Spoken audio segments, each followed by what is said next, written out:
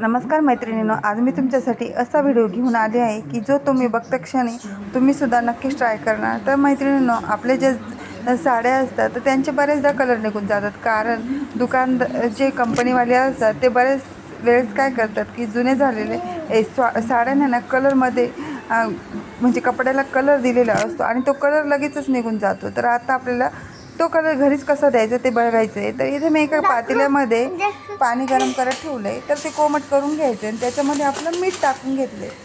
तर आता हे मीठ टाकून 5 ते 10 मिनिट हे पाणी उकळू द्यायचं आहे आणि हातामध्ये हँड ग्लोव्ज घालायचे, जेणेकरून हाताला कलर लागणार नाही. यासाठी आपल्याला हँड ग्लोव्जचा वापर करायचा आहे.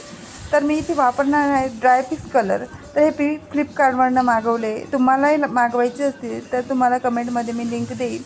तर मंडळी, तर हे बघा, इथे मी आता मस्त पाणी गरम करून घेतले आणि ह्या साडीचा पूर्ण फिकट कलर झालेला आहे, तो कलर गेलेला आहे हिचा.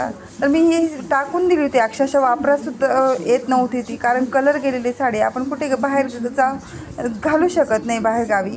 तर ती मी बाजूला टाकून दिली होती. परंतु मला आपल्या चांगल्या साड्या वापरात देखील येत नाही, म्हणून मी विचार करत होती की आपण यासाठी नेमकं काय वापरू शकतो. तर त्यामुळे मला एक दिवस असं शोधत फ्लिपकार्टवरती हे ड्रायफिक्स कलर मिळाले. तर म्हटलं चला हे मागून बघूया आणि मी आता ते मागवले. तर बघा, त्याचा इतका छान वापर होतो आहे. तर मी अगदी जुनी झालेली साडी ही तुम्हाला फक्त 10 मिनटामध्ये नवीन करून दाखवते.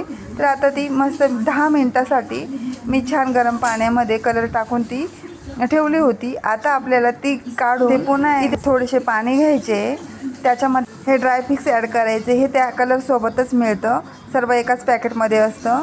म्हणजे यामुळे आपल्याला जो कपड्याचा कलर असतो साडीचा अथवा कपड्याचा, तो त्याला व्यवस्थित सेट होतो, यासाठी ते दिलेलं असतं. तर ते टाकल्यानंतर देखील आपल्याला 10 मिनिट हे असंच ठेवायचं आहे आणि मग 10 मिनटानंतर ते आपल्याला साडी अगदी म्हणजे जास्त उन्हात न घालता नॉर्मल टेम्परेचरमध्ये ती सुकवायची आहे.